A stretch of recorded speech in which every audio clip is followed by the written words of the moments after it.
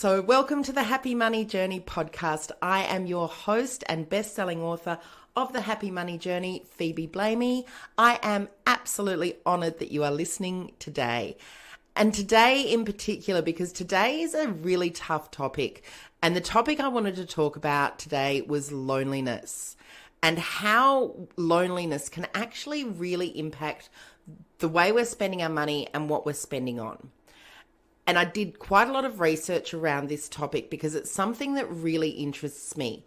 It is something that has actually heightened since COVID, but it could also have heightened since our reliance on online shopping or our dependence on social media. There's a few different theories out there, and I wanted to talk today about the theory of loneliness, the relationship between your spending, and how to actually get out of that trap and get out of that loneliness habit where you're scrolling online shopping and you're just shopping and doing and what you're actually doing when you're doing that, because I found that really, really fascinating as I was researching it. So I'm going to talk about 3 circles of friendship, and I'm also going to talk about the third place, which was something that I came across during my research and I found really interesting.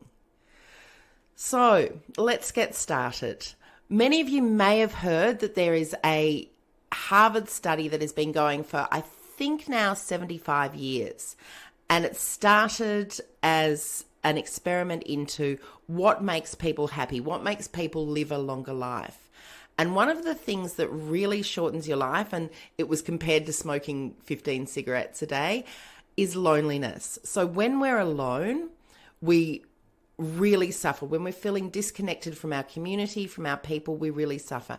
And that's why so many of us did suffer during COVID and really had a hard time coming back from that. So one of the really first things that I found out that I discovered when I was looking into this research, and this can apply to people that are in marriages as well as it can apply to people that are single, because it's about feeling connected. It's about being connected to another person who really gets you, who really understands you. And sometimes that can break down even within a marriage or a couple. It can happen between close friends where suddenly you're just not connecting anymore. And it can also happen because you've limited in some way the things that you're doing, the social life. So one of the first things that I discovered when I was doing this research was the concept of a third place. Now, your first place is your home, your second place is your work, and your third place is the place that you go that could be a coffee shop, a bookshop, a pub, a bar, a sports club, and anything that you do in between. Somewhere that you go where you've got connections with others. And I think for a lot of people that is something like a coffee shop or a bar, somewhere where you feel familiar and you feel wanted, and somewhere where you feel like you belong. Could be, as I said, a bookshop. It's certainly very strongly in sporting clubs, is that concept of this is another one of your places that you go. And finding that third space is something that we may have lost. We may also have lost in that post-COVID work from home. We may also have lost that second place a little bit, which leads to a feeling of even greater disconnection. Working from home, I know a lot of people tell me, is working brilliantly for them. But one of the things that I see in the people that have really, really been long-term working from home, and this is just anecdotal, this is just friends and family that do this, is that they start to get a little bit socially isolated and they start to stop doing those third place activities or those third things, which is stuff like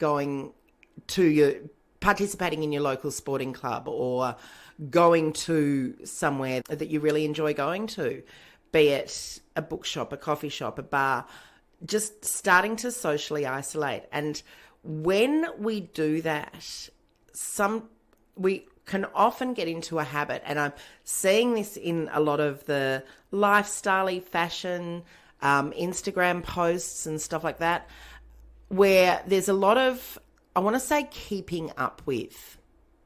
So we're going onto social media, looking at what other people are doing, and then reflecting that back. She's got that dress, I want that dress. She's got this homeware, I want that homeware. She's redecorated like this, I want to redecorate like this. There's a lot of that imitation and sort of keeping up with. There's basically, when I look at Instagram, there's a lot of people who look a lot alike. And we're losing our, and not so much that you're losing your independence even, but you just, it's the feeling of wanting to fit in when we feel disconnected that can lead to that extra spending. And as I was researching, I found out some quite fascinating things. So in an older age group, so in an over 40s age group, our online shopping has really increased. Our online communication has really increased, and our use of social media has really increased since 2019. In a younger generation, in a Generation Z, their expenditure has really increased around finding clubs and memberships and physical places to go, and spending a lot of money on gyms and external places that they can go where they can actually meet people face to face. I hear a lot of talk in much younger generations who are starting at university, and this is the children of my friends, and they talked about O Week and how the kids didn't really make connections because they're not really getting away from their existing social media or gaming or whatever they're doing. And we've locked into our online worlds quite a lot. And I think there is massive power, particularly for women, in our online worlds. I think our online worlds are fantastic and fabulous. But I don't think that our connections in our online world are as genuine as our connections or as authentic as our connections when we meet someone face to face. And this loneliness, this feeling of disconnection, when we're feeling it and we're living in that online world, we're also getting into situations where we could get scammed, where we can certainly get love scammed. We've seen quite a lot of that go on, particularly over COVID. And again, where we're really spending a lot of money. So if you're finding yourself in a shopping trap, if you're finding yourself scrolling and looking at stuff and buying stuff that you don't need, if you get a package a week, basically, I want you to take stock of why you're actually doing that. And I want you to think in terms of, where do I want to be spending my time? Who do I want to be spending my time with? And who do I want to be when I'm spending my time there? And what I mean by that is, are you taking the time to actually nurture yourself and your interests and find other people that have similar interests? It could be a book club. It could be a drawing group that's at your local artist community, which was something I was doing before COVID hit and then stopped doing after COVID. It could be going and playing a sport, getting involved in something, training for a specific event even, doing boot camps. Yes, those things are going to involve spending money. But if you can really look back and examine the reason that you're spending at the moment is almost empty. You're not really going out with all those clothes. You might be taking some cute selfies and looking around. But if your third place is missing and you're spending a lot of money, then potentially one is trying to take the space of the other. Brene Brown has this beautiful quote that she was on an Oprah show, and she talks about the difference between fitting in and belonging. And the feeling of fitting in is where we go to lengths to make connections with people that may not be authentic to ourselves. And I'm a big believer that buying things that you don't need and you don't want to impress people that you don't really know really falls into that fitting in category. And belonging is being amongst your tribe. It's finding your people. And as we were talking about this at work, we were talking about the concept of the first space, the second space, and the third space. We also started talking about friendship circles. And we started talking about the importance of having friendships and knowing where we fit into those friendships. Who are those friends? And you can do this by drawing, and you draw your inner circle, your middle circle, and then your outer circle. And the people that are in your inner and middle circle and the people who are in your outer circle may all fit in with the people that are in your first place, your second space, and your third place. Or they may not, but it's an interesting way of looking at it. And if you're feeling that your inner circle is a little bit thin, and sometimes there's only one person in that inner circle, but these are the people who really get you. These are the people who you trust, who you know are always going to be there for you. It's small. It's a tiny, tiny circle. It's definitely less than 5 people. If it's more than 5 people, it's going to be a very busy inner circle. And you might want to actually weed out some of that because you might be feeling a bit confused, a bit overwhelmed by having that many people. Your inner circle with the right people is going to have a really strong influence on you. And it's also going to impact how you feel about yourself. You absolutely have heard the saying, the 5 people that are closest to you, or the 5 people that you spend the most time with, really influence your behavior. And within this inner circle, there can also be times when we're moving out of being someone and we're transitioning to being someone else. This can happen when we're getting divorced. This can happen when we're starting a new business. This can happen when we're changing ourselves in some ways that mean that we no longer are fitting in with the circle that we had before, and we're in that transition of finding our new circle. And that can be quite lonely too. Our middle circle are the people that we like hanging out with. They're fun people. We share stories. They're often people at work, people that we've got stuff in common with. They're people that we like to have fun with. They're different from our inner circle because we don't have that very, very close connection with them. We're not necessarily sharing our innermost thoughts. Our outer circle are the people that we've got a relationship with, but we might not necessarily have a connection with. Again, these could be people from work. They could be other mums that we know. They could be other people that we see every day. But we're not sharing our innermost feelings. It could be neighbours. It could be just general people. But it's definitely, if you don't have close personal connections, it's your social media people. It's your business networking people. It's the people that you actually don't meet and that you're not investing too much time in. They're just the people that are around. And why we need to identify these things when we're talking about loneliness and money is because you really need to see where you are at with your level of loneliness, how you're spending your money to fit in, to be where you are. And a really good exercise that we came up with for really, really looking into this was working out, what does this stuff cost you?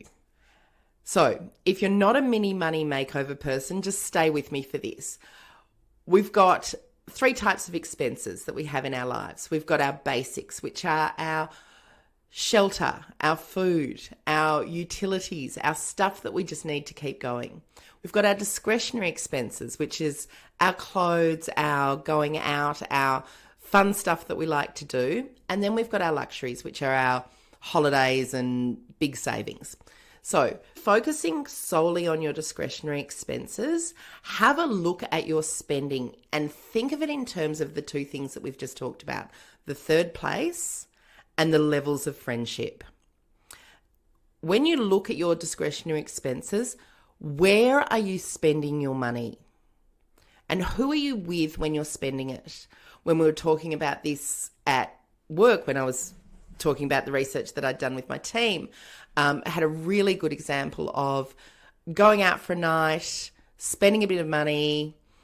They were betting and they won a bit of money and decided to go out to the casino and so they'd won, say, maybe $200 or $300 on just silly bets at the pub and decided to continue on to the casino, spent that $200 or $300 with a group of people that didn't dislike, but was certainly in that third circle of friendship. and doing something at somewhere that wasn't their chosen third place. And I think that that's really interesting, because when you really dig deep and you look at where you're spending your money and what you're spending your money on, are you spending your money with things that light you up, with things that make you feel less lonely, with people that are you actually feeding your self, your desires, your best possible life? Looking at it from that perspective, it can then be really easy to work out what small tweaks that you can make in your life to change the things that you're doing that are no longer serving you, to walk away from the people that you're no longer feeling a close connection to, and to find a place where you're going to belong instead of fit in, where you're going to be able to thrive instead of just survive, where you're going to be with people that lift you up and elevate you, rather than the people that you're spending time with but might not necessarily be the best possible people for you. So basically, when doing this, my 5 discoveries were the third place concept, absolutely. The concept of fitting in over belonging and knowing who my friendship circles were. That we can use our spending to fill a void rather than actually using our spending to elevate us to the best possible place that we can be. That we need to spend some time to gather our tribe. And spending time gathering our tribe is looking at what our third place could be, but it's also doing that exercise where we actually really dig deep into who our friendship circles are, why they are there, and what we're doing with them.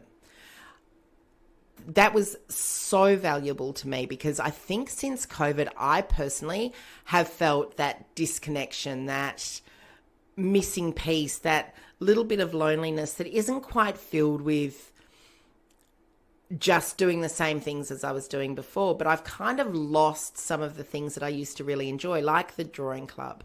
And getting back to doing those sort of things, I think, would be something that I need to put on my list so that I can get back to finding those people that I really do want to be spending that quality time with and spending my money on.